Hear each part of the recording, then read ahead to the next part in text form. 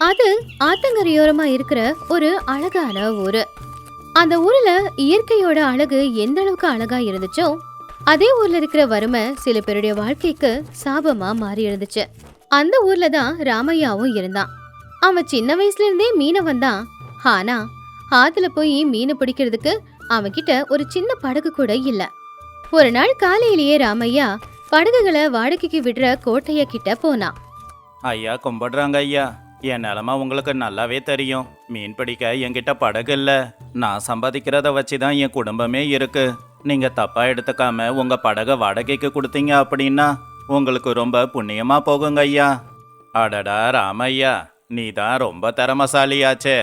கால்வாயில வர சின்ன சின்ன மீனை கூட உன்னால பிடிக்க முடியாது. இதில் ஆத்துக்கு போய் வலைய போட்டு பிடிக்க போறியா? உன்ன மாதிரி ஒரு தரித்திரம் பிடிச்சவன் நம்ம ஊர்ல யாருமே இல்லை. ஓ முகத்தை பார்த்தா என் வியாபாரம் எப்படி நடக்கும்? ஐயா அப்படி சொல்லாதீங்க ஐயா. உங்க காலில் கூட வேணும்னா விழுறேன். நான் சம்பாதிக்கிற பணத்துல பாதி பணத்தை வாடகையாவே தரேங்க ஐயா. வீட்டில் என் பொண்டாட்டி சாப்பிட சாப்பாடு கூட இல்லாம இருக்கா. தயவு செஞ்சு படகை கொடுங்க ஐயா. ஏண்டா ராமையா, ஐயா சொல்லிக்கிட்டு இருக்காரு, பேசிக்கிட்டே இருக்கிய. உன்கிட்ட இருக்கிறதே கிழிஞ்சு போன ஒரே ஒரு வலை. அந்த வலைய போட்டு நீ என்ன கிலோவாவா மீன் பிடிக்க போற? போய் வேலைய பாருடா. வியாபாரம் நடக்கிற நேரத்துல வந்து எங்களுக்கு தொந்தரவு கொடுக்காத. ரங்கா, நீயும் என்னை பார்த்து இப்படி பேசலாமா? நாம 2 பேரும் ஒரே ஊருக்காரங்க, ஒரே தொழில தானே செய்யறோம். அப்படி இருக்கும்போது நீ கூட என்னை பார்த்து இப்படி சொல்லலாமா? நீ ஐயா கிட்ட எனக்காக எடுத்து பேசுவேன்னு பார்த்தா இப்படி சொல்றியே. போதும் போதும் ராமையா, இப்படி எல்லாம் பேசினா இங்க மயங்குறவங்க யாரும் இல்லை. ஏற்கனவே எனக்கு நிறைய வியாபார வேலை இருக்கு. வியாபாரிங்க நிறைய பேர் வந்துட்டு போற நேரம் இது. இங்க நின்று சும்மா பேசிக்கிட்டு இருந்தா அப்புறம் நானே உன்னை கழுத்தை பிடிச்சி தள்ளிடுவேன். பாவம் ராமையா கண்ணுல கண்ணீரோட நெஞ்சு முழுக்க பாரத்தோட அவனுடைய வீட்டுக்கு நடந்து போய்கிட்டு இருந்தான். வழி முழுக்க கோட்டையா ரங்கா 2 பேரும் சொன்ன வார்த்தையை நினைச்சுக்கிட்டே வருத்தப்பட்டுக்கிட்டே போய்கிட்டு இருந்தான். அந்த நேரம் ராமையாவோட வீட்டுல அவனுடைய பொண்டாட்டி சீதாவும் பக்கத்து வீட்டுல இருக்கிற லக்ஷ்மியும் பேசிக்கிட்டு இருந்தாங்க. ஏ சீதா, உன் புருஷன் அந்த கோட்டைய கிட்ட படகு வாடகைக்கு கேட்க தானே போயிருக்கான்.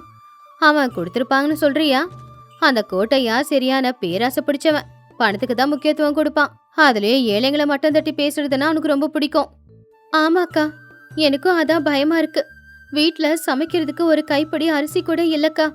என் புருஷனும் ரொம்ப ஆசையா தான் போயிருக்காரு. அந்த கடவுள் தான் என் மேல கருணைய காட்டணும். இல்லனா இந்த பசி எங்களை வாழ விடாது. நேத்து ராத்திரி முழுக்க அவரு தூங்காம அழுதுகிட்டே இருந்தாரு தெரியுமா? கவலைப்படாத சீதா, காலம் எப்பவுமே ஒரே மாதிரி இருக்காது. உன் வீட்டுக்காரரு ரொம்ப நல்லவரு, கஷ்டப்பட்டு உழைக்கிறவரு. கடவுள் நிச்சயமா அவருக்கு நல்லதுதான் செய்வாரு. ஆனா அந்த கோட்டையாவுக்கு தான் ரொம்ப திமிரு அதிகம். என்னைக்காவது ஒரு நாள் அவனுக்கும் பாடத்தை கத்து கொடுக்கணும். அந்த கடவுளை எதுக்காக எங்களை இப்படி தண்டிக்கிறாருன்னு எனக்கு ஒண்ணுமே புரிய மாட்டேங்குதுக்கா. எல்லார் மாதிரியும் கௌரவமா ஒரு வாழ்க்கைய வாழணும்னு எனக்கும் ஆசை இருக்கு. ஆனா இந்த வறுமை எங்களை அப்படி வாழ விட மாட்டேங்குது. தினமும் என் புருஷப்படுற கஷ்டத்தை என்னால பார்க்க முடியறதில்லக்கா. அந்த நேரத்துலதான் ராமையா தலையை குனிஞ்சுக்கிட்டு கண்ணுல கண்ணீரோட வீட்டுக்கு வர்றத லக்ஷ்மியும் சீதாவும் பார்த்தாங்க. அவனுடைய முகத்தை பார்த்த உடனேயே அவனை யாரோ அவமானப்படுத்திருக்காங்க அப்படிங்கறது 2 பேருக்குமே தெரிஞ்சு போச்சு. அதனால லக்ஷ்மி பொறுமையா எழுந்திருச்சு அங்கிருந்து போயிட்டா. என்னங்க, ஏன் கண்ணுல கண்ணீரோட வரீங்க? யாராவது ஏதாவது சொன்னாங்களா? உங்களை அவமானப்படுத்திட்டாங்களா? அந்த கோட்டையை ஏதாவது சொன்னானா? கண்ணீரை தொடச்சுக்கோங்க, அதை என்னால பார்க்க முடியலங்க. சீதா, என்னை எல்லாருமே அவமானப்படுத்துறாங்க. கோட்டையா கிட்ட போய் வாடகைக்கு படகு கேட்டா கால்வாயில வர சின்ன மீனை கூட உனக்கு பிடிக்க தெரியாது. ஆத்துக்கு போய் எங்க மீன் பிடிக்க போறேன்னு அசிங்கப்படுத்துறான். ரங்காவும் கூட என் நிலைமைய பார்த்து சிரிக்கிறான். ஐயோ, என்ன கடவுளே இது! ஒருத்தனோட கஷ்டத்தை பார்த்து அவமானப்படுத்தி சிரிக்கிற அளவுக்கு கூட மனுஷங்க இருக்காங்களா? அவன் படகு கொடுக்கலனாலும் பரவாயில்ல, விடுங்க. நம்ம கௌரவம் போகாம இருந்தா போதும். கௌரவமா? வீட்டுல கஞ்சிய கூட காய்ச்ச அரிசி இல்லாத என் நிலைமையில கௌரவம் எங்க இருந்து வரும் சீதா? ஆத்துக்கு போய் மீன் பிடிக்கலன்னா பணம் வராது. படகு இல்லைன்னா ஆத்துல மீன் பிடிக்க முடியாது. எனக்கு ஏன் தான் இவ்வளோ கஷ்டம் வருதுன்னே தெரியல. என் பேச்ச கேளுங்க, அழாதீங்க. நம்ம கல்யாணத்தப்போ என் பிறந்த வீட்டுல இருந்து எனக்குன்னு கொஞ்சம் நகை போட்டிருக்காங்க இல்லையா? அதை நான் கொடுக்குறேன். அதை நீங்க விக்கிறீங்களோ இதை வச்சு போய் பணத்தை கொண்டு வாங்க. அந்த பணத்தை வாடகையா கொடுத்து படகை வாடகைக்கு எடுத்துக்கோங்க. வேண்டாம் சீதா, வேண்டாம். உன் பிறந்த வீட்டில் இருந்து உனக்கு ஆசையா போட்ட நகை. அதை நான் கொண்டு போய் எப்படி விற்க முடியும்? என்னால் உனக்கு சரியா சாப்பாடு கூட போட முடியல. இதில் உன் நகையை வேற கொண்டு போய் விற்கணுமா? என்ன மாதிரி யார் இருப்பாங்க இந்த உலகத்தில்? என்னங்க, எனக்கு என்ன விட இந்த தங்கத்தை விட உங்க சந்தோஷம் தாங்க ரொம்ப முக்கியம். அதுலயும் யார் முன்னாடியும் நீங்க அவமானப்பட்டு நிக்கிறத நான் விரும்பல. இந்தாங்க, இந்த தங்கத்தை கொண்டு போய் அடமானம் வச்சு பணத்தை கொண்டு வாங்க. போய் வாடகைக்கு படகு எடுங்க. தான் பொண்டாடி கொடுத்த தைரியத்தாலையும் அவ காட்டின பாசத்தாலையும் ராமையாக்குள்ளேயும் ஒரு உற்சாகம் வந்துச்சு. உடனே ஆசாரிக்கிட்ட கொண்டு போய் அந்த தங்க நகையை அடமானம் வச்சு அது மூலமா காசை வாங்கினா. அந்த காசை கொண்டு போய் கோட்டையா கிட்ட கொடுத்து கம்பீரமா இப்படி சொன்னான். ஐயா, இந்தாங்க வாடகை பணம். தயவு செஞ்சு படகை எனக்கு கொடுங்க. நான் என் கஷ்டத்தை நம்பி பிழைக்கிறவன். நிச்சயமா நிறைய மீனை பிடிச்சிக்கிட்டு வருவேன். ஓஹோ, நிறைய பணத்தை தான் கொண்டு வந்து கொடுத்துருக்க. எங்கேயாவது திருடிக்கிட்டு வந்தியா என்ன? சரி, எனக்கு என்ன. இங்க பாரு, படகை உனக்கு வாடகைக்கு கொடுக்க நான் தயாரு தான். ஆனா ஆறு ரொம்ப ஆழமானது. உனக்கு மீன் கிடைக்கலனாலும் எனக்கான வாடகை பணத்தை கொடுத்தாகணும். என் உழைப்பு மேல எனக்கு நம்பிக்கை இருக்குங்க ஐயா. எப்படியாவது கஷ்டப்பட்டு உங்களுக்கான வாடகை பணத்தை கொடுக்கறேன். நான் சொல்லிட்டு மாத்தி பேசுற ஆள் கிடையாது. பார்க்கலாம் ராமையா, ஆத்துல மீனை பிடிக்கிறது ஒன்றும் சாதாரண விஷயம் இல்லை. பெரிய பெரிய மீனவர்களுக்கு கூட சில சமயம் மீனே கிடைக்காம போகும். நீ சாதாரண ஆளு. என்ன செய்ய போற?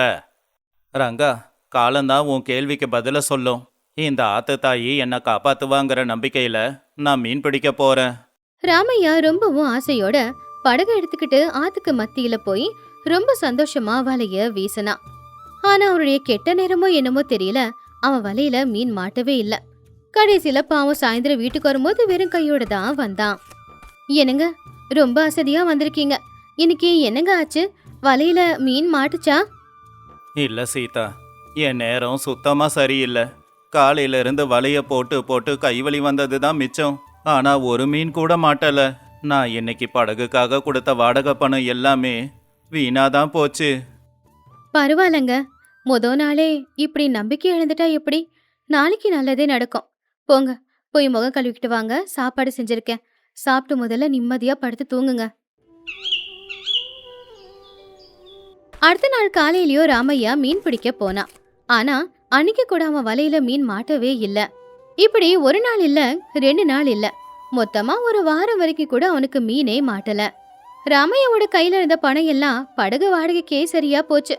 வீட்ல சாப்பிடுறதுக்கு ஒரு அரிசி கூட இல்ல. பாவம் ராமையா மறுபடியும் நொறுங்கி போயிட்டான்.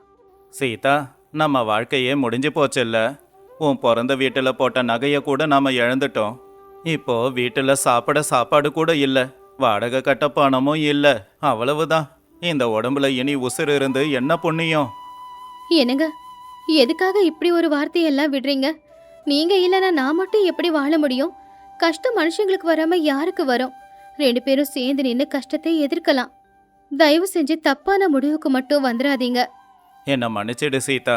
உன்னை நல்லபடியா பார்த்துப்பேன்னு வாக்கு கொடுத்து உன் கழுத்துல தாலிய கட்டி கூட்டிக்கிட்டு வந்தேன். ஆனா ஒருவேளை சாப்பாடு கூட என்னால போட முடியல. இப்படிப்பட்டவனை கட்டிக்கிட்டு நீயும் கஷ்டப்படுற. தயவு செஞ்சு என்ன மன்னிச்சிடு. இல்லைங்க, காலம் நிச்சயமா ஒரே மாதிரி இருக்காது, மாறும் இல்லையா?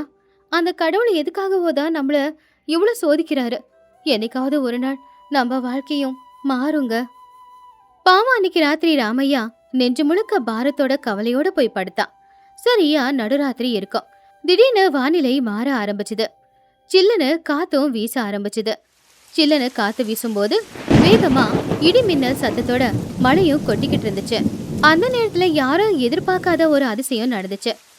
வானத்துல இருந்து மழை தண்ணி மட்டும் கொட்டல, அது கூடவே பெரிய பெரிய மீனுங்களும் கொட்டுச்சு.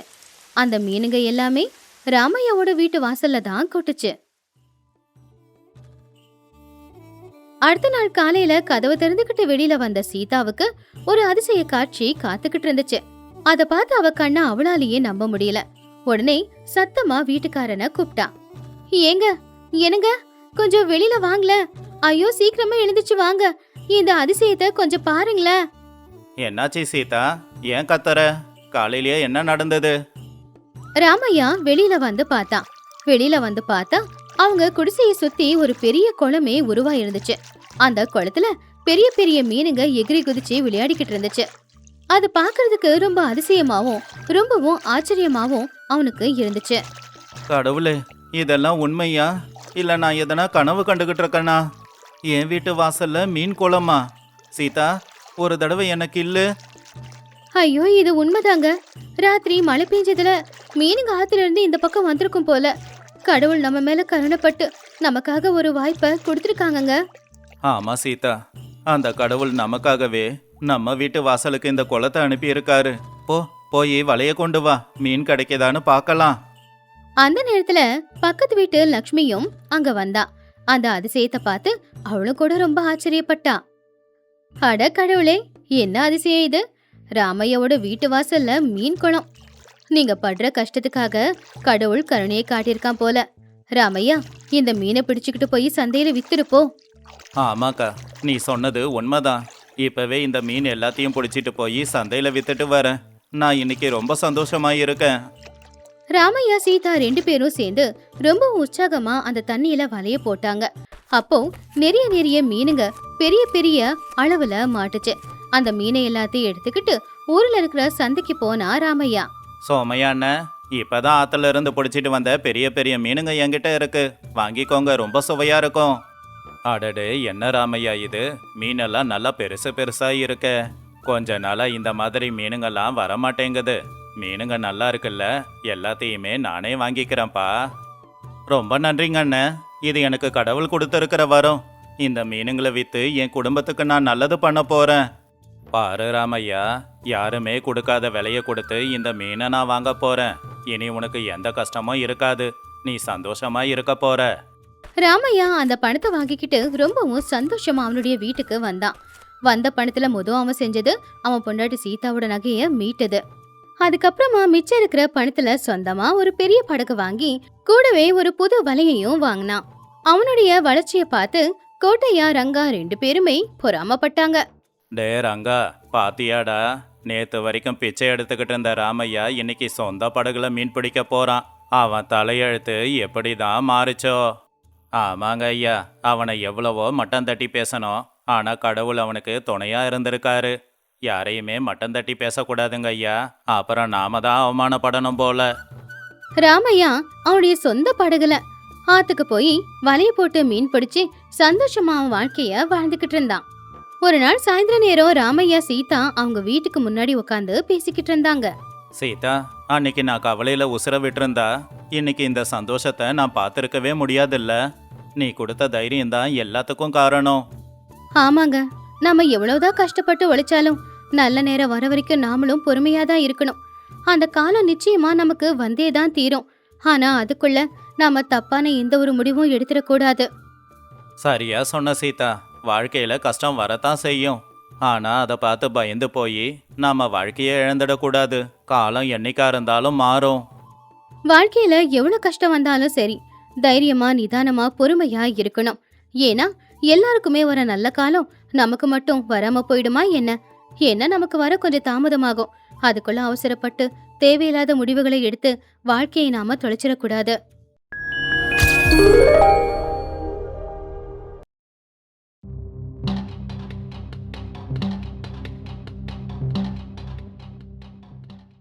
ஆகாயத்துல இருக்கிற மேகங்கள் எல்லாமே கருப்பாய்கிட்டு இருக்கும்போது அந்த ஊர்ல வெளிச்சமும் போய் ஊரு இருட்டா மாறுச்சு. அப்போ கையில ஒரு விளக்கு பிடிச்சுக்கிட்டு இடுப்புல காசு இருக்கிற ஒரு பைய கட்டிக்கிட்டு பழனி நடந்து வந்துகிட்டு இருந்தான்.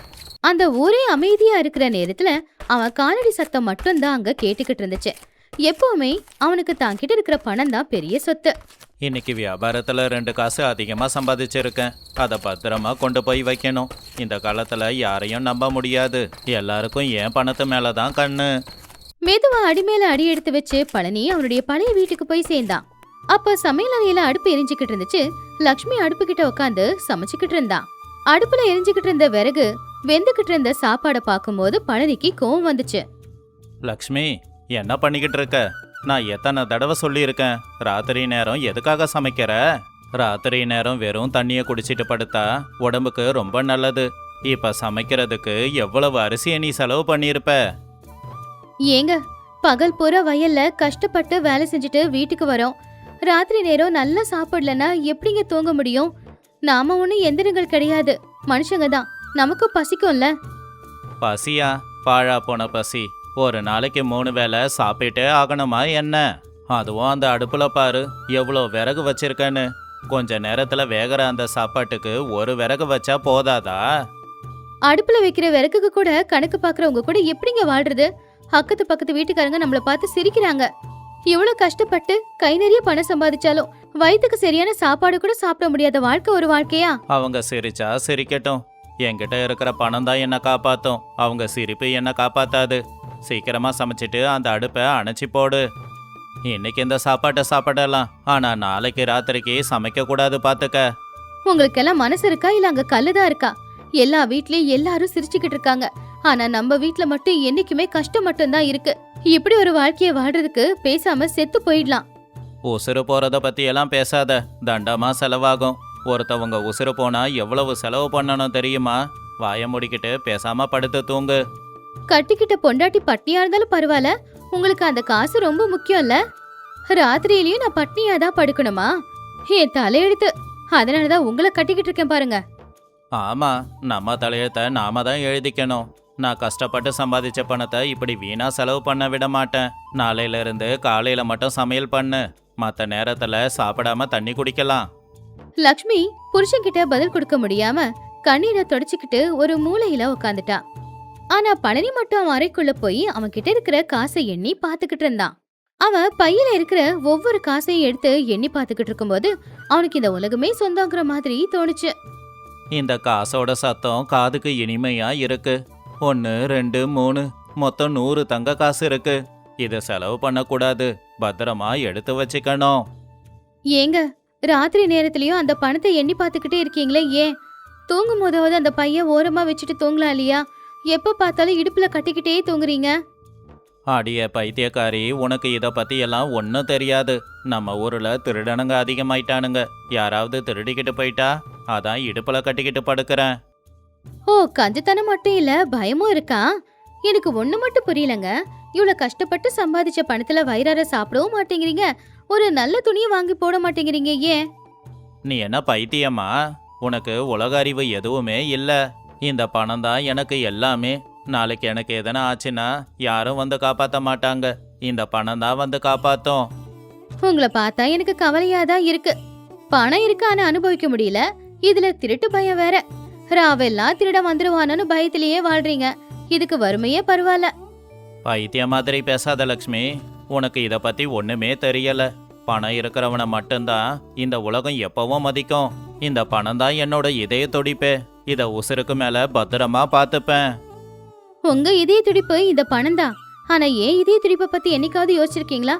என்கிட்ட உட்காந்து பாசமா பேசிருக்கீங்களா? என்னைக்குமே இந்த கணக்கு வழக்கு தானா? ஆமா, என் கணக்கு தான் எனக்கு பெருசு. நேரமாகுது, போய் படுத்து தூங்கு. நாம பேசுற வரைக்கும் இந்த விளக்கு தண்டமா எரிஞ்சுக்கிட்டு இருக்கோம். தேவையில்லாம எண்ணெய செலவு பண்ணக்கூடாது. அடுத்த நாள் காலையில சூரியன் இன்னும் வரவே இல்ல. அதுக்குள்ள பழனி வெளியில வந்தான். அந்த ஊர்ல ரங்கம்மா அப்படிங்கிற ஒரு வாயாடி பொம்பளை இருந்தா. அவளுடைய புருஷன் சில வருஷத்துக்கு முன்னாடி தான் செத்து போயிருந்தான். அவளை பார்த்ததும் பழனிக்கு அவ புருஷன் அவன் கிட்ட வாங்கின கடன் ஞாபகத்துக்கு வந்துச்சு. என்னம்மா ரங்கம்மா, நல்லா இருக்கியா? உன் புருஷன் உயிரோட இருக்கும்போது என்கிட்ட 2 வெள்ளி காசை கடனா வாங்கினான். சாகர வரைக்கும் திருப்பி தரல. நீயாவது அந்த காசை தரலாம் இல்ல? என்ன சொன்ன பழனி? என் வீட்டுக்காரரை செத்து 3 வருஷம் ஆச்சு. இப்ப வந்து பழைய கடனை கொடுக்க சொல்லி கேக்குற? அவரு கடன் உன்கிட்ட வாங்கினாருன்றதுக்கு என்ன ஆதாரம், என்ன சாட்சி இருக்கு? நான் ஒத்த பைசா கொடுக்க மாட்டேன். அதெல்லாம் முடியாது ரங்கம்மா. உன் புருஷன் என்கிட்ட கடன் வாங்கினது உண்மைதான். உன் புருஷனோட கடனை நீதான் அடைச்சாகணும். கஷ்டப்பட்டு சம்பாதிச்ச பணத்தை விட முடியாது. ஓஹோ, ஊருக்காரங்க எல்லாரும் உன்னை கஞ்ச பிஸ்னாடின்னு சொல்றதுல தப்பே இல்ல. இப்ப என்கிட்ட வந்து பொய் கணக்கு சொல்லி கடனை கேட்டுக்கிட்டு இருக்கியா? உன்னை இப்படியே விட்டா சரிப்பட்டு வராது, அடிச்சாதான் சரிப்பட்டு வரும் அப்படின்னு ரங்கம்மா சத்தமா கத்தி சண்டை போட்டுக்கிட்டு இருக்கும்போது அந்த தெருவுல இருந்த ஆம்பளைங்க எல்லாரும் அங்க வந்தாங்க. அவங்கள பார்த்த உடனே கொஞ்சம் பழனிக்கு கை காலெல்லாம் நடுங்க ஆரம்பிச்சுது. என்ன பழனி இது? காலையிலேயே ரங்கம்மா கிட்ட ஏன் சண்டை போடுற? அவளே புருஷன் போன சுகத்துல இருக்கா, அவகிட்ட போய் கடனை கேக்குறியே? ஆமா பழனி, உன் கணக்கு வழக்குக்கும் கொஞ்சம் அளவு இருக்கணும். இவ்வளோ கெடுபிடி காட்டாத. அட இல்ல இல்ல, நான் ஒன்றும் கட்டாயப்படுத்தி எல்லாம் கேட்கல. சரி ரங்கம்மா, இனிமே அந்த 2 வெள்ளி காசை நான் மறந்துடுறேன். உனக்கு எந்த கஷ்டமும் தர மாட்டேன். அந்த காசை நீயே வச்சுக்கோ, நான் கிளம்புறேன். போறியா? போ போ, காலையிலேயே உன் முகத்துல முழிச்சிட்டேல, இன்னைக்கு நாள் கண்ட்ராவியா தான் இருக்க போகுது. இன்னொரு தடவை பணம் கேட்டு என் வீட்டுக்கு வந்த உன் கை காலை உடைச்சிருவேன்.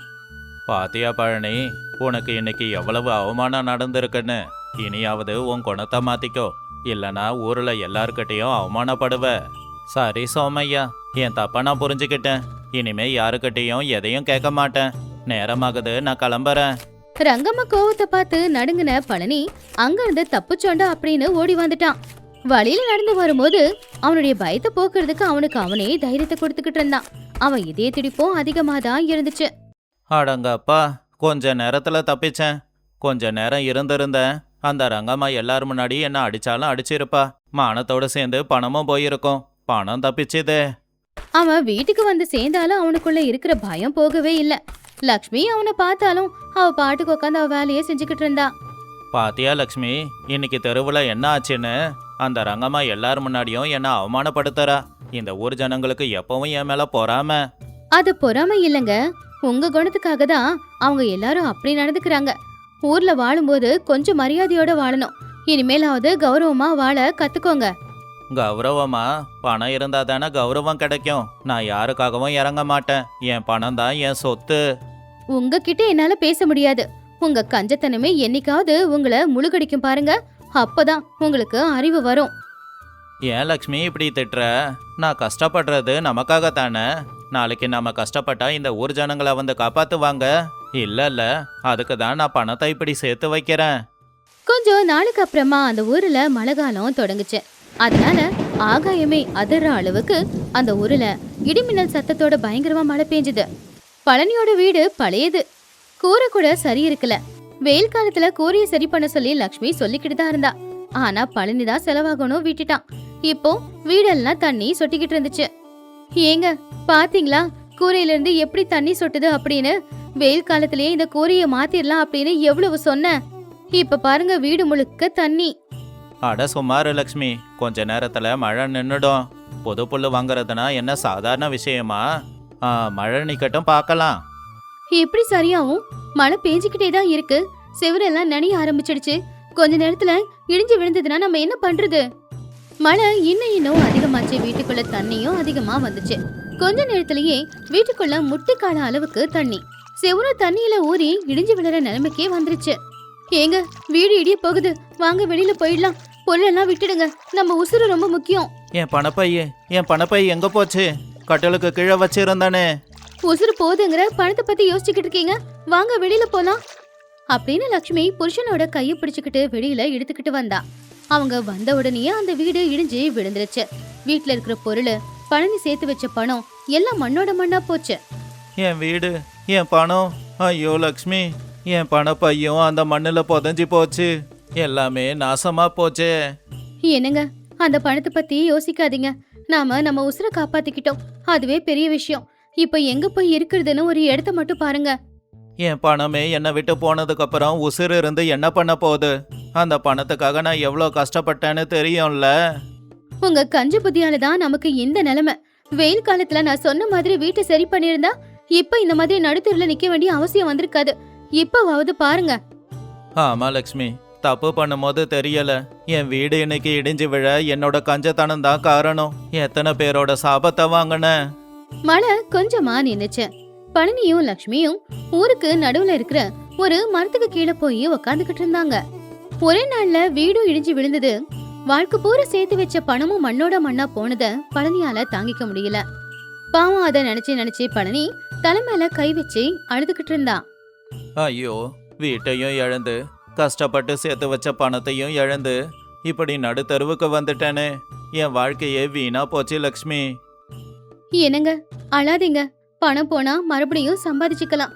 ஆனா உசுர் போனா வராதுல்ல. நான் எவ்வளோ பெரிய பாவத்தை பண்ணியிருக்கேன் லக்ஷ்மி. பணம்னு உனக்கு சரியா சாப்பாடும் போட்டதில்ல, நல்ல துணியும் வாங்கி தந்ததில்ல. இப்ப அந்த பணமும் போச்சு. இப்பவாவது உங்களுக்கு அறிவு வந்துச்சே, அதுவே போதும். இனிமேலாவது வயிறார சாப்பிட்டு உங்க ஆரோக்கியத்தை காப்பாத்திக்கிட்டு வாழுங்க. பணத்தை விட நாம ஆரோக்கியமா இருக்கிறது ரொம்ப முக்கியங்க. உண்மைதான் லக்ஷ்மி, நான் பண்ணது தப்பு தான். ஆனா இனிமே இப்படி கஞ்சத்தனத்தோட இருக்க மாட்டேன். கஷ்டப்பட்டு உழைச்சி உன்னை நான் நல்லபடியா பாத்துக்கிறேன் லக்ஷ்மி. உங்க வாயில இருந்து இப்படி ஒரு வார்த்தையை கேட்க நான் எத்தனை நாளா காத்துக்கிட்டு இருக்கேன் தெரியுமா? இன்னைக்கு நம்ம வீடு போனாலும் உங்க மனசுக்குள்ள இருக்கிற அந்த கஞ்சத்தனம் போச்சே, அதுவே சந்தோஷம்தான். பழனி வருத்தப்படுறத பார்த்து லக்ஷ்மி ரொம்பவும் கவலைப்பட்டா. அப்போ அவ முகத்துல ஒரு சின்னதா சிரிப்பு வந்துச்சு. அவளுடைய முந்தானியை எடுத்து அதுல அவ மறைச்சு வச்சிருந்த புருஷன் இத்தனை நாளா சேர்த்து வச்சிருந்த அந்த பணப்பையை எடுத்து வெளியில காட்டினா. இங்க பாத்தீங்களா, நீங்க உசுருக்குசுரா நேசிக்கிற இந்த பணப்பையே இங்க தாங்க இருக்கு. லக்ஷ்மி, என் பணப்பையே உனக்கு எப்படி கிடைச்சது? அது தண்ணியில அடிச்சுக்கிட்டு போகலையா?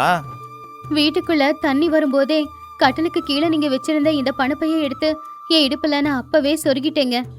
நீங்க இதை எவ்வளவு நேசிக்கிறீங்கன்னு எனக்கு தெரியாதா என்ன? லக்ஷ்மி, நீ என் பொண்டாட்டி மட்டும் இல்ல, என் குடும்பத்தோட மகாலட்சுமி. என்னை மன்னிச்சிடு. இந்த பணத்தை வச்சு நாம நல்ல வீடு கட்டிக்கலாம். ஆமாங்க, இந்த பணத்தை வச்சு நம்ம நல்லதா ஒரு வீடு கட்டிக்கலாம். அதே மாதிரி ஆரோக்கியமான சாப்பாடு சாப்பிடலாம். பணம் முக்கியம்தாங்க, ஆனா பணமே வாழ்க்கை ஆயிடக்கூடாது. ஆமா லக்ஷ்மி, நீ சொல்றது 100% உண்மை. இனி நம்ம வாழ்க்கை நல்லா இருக்க போகுது. அடுத்த நாள்ல இருந்தே பழனியோட வாழ்க்கையில ஒரு பெரிய மாற்றம் வந்துச்சு. அவன் அவனுடைய பொண்டாட்டி கூட சேர்ந்து வீடு கட்டுற வேலைய ஆரம்பிச்சான். லக்ஷ்மி, இப்பவே நாம வீடு கட்டுற வேலையை ஆரம்பிக்கலாம். கூலி ஆளுங்களுக்கும் நல்லாவே சம்பள பணம் கொடுக்கறேன். இனிமே யாரோட வயிற்றுலையும் அடிக்க மாட்டேன். நீங்க சொல்றது கேட்கும்போது உண்மையில எனக்கு ரொம்ப சந்தோஷமா இருக்குங்க. நம்ம வீடு அழகான வீடா இருக்க தேவையில்லை, ஆனா உறுதியான வீடா இருந்தா போதும். கிராமத்து ஜனங்க எல்லாருமே பழனி கிட்ட வந்த மாற்றத்தை பார்த்து ஆச்சரியப்பட்டாங்க. ரங்கம்மாவே வீட்டுக்கு வந்து பழனிய பாராட்டிட்டு தான் போனா. அப்படி பழனி அவனுடைய பழைய குணத்தை எல்லாம் விட்டுட்டு எல்லாரு கூடவும் சந்தோஷமா வாழ ஆரம்பிச்சான். ஐயோ பழனி, உன்னை பார்க்கும்போது ரொம்ப சந்தோஷமா இருக்கு. இப்பதான் உன் கஞ்ச புத்தி எல்லாம் விட்டுட்டு மனுஷனா மாறி இருக்க. ஆமா ராமு, என் பொண்டாட்டி தான் எனக்கு எல்லாத்தையும் புரிய வச்சா. வாழ்க்கைய வாழ்றதுக்கு தான் பணம், ஆனா பணமே வாழ்க்கையாக கூடாதுன்னு. சரியா சொன்ன பழனி. இப்ப புதுசா ஆரம்பிச்சிருக்கிற உன் வாழ்க்கை நல்லபடியா இருக்கட்டும். ரொம்ப நன்றி சோமையா. இனிமே என் வாழ்க்கையில எப்பவும் சந்தோஷம் மட்டும்தான். அப்படி பழனியும் லக்ஷ்மியும் ஒரு அழகான வீட்டை கட்டிக்கிட்டு வயிறார சாப்பிட்டுக்கிட்டு நல்ல ஒரு வாழ்க்கைய வாழ ஆரம்பிச்சாங்க. பழனியோட கஞ்சத்தனம் எல்லாம் போனதுனால இப்போ லக்ஷ்மியோட வாழ்க்கையும் ரொம்ப நல்லா இருந்துச்சு. சிக்கனம் நல்லதுதான், ஆனா அது கஞ்சத்தனமா மாறும்போது ஆபத்து தான் வந்து சேரும்.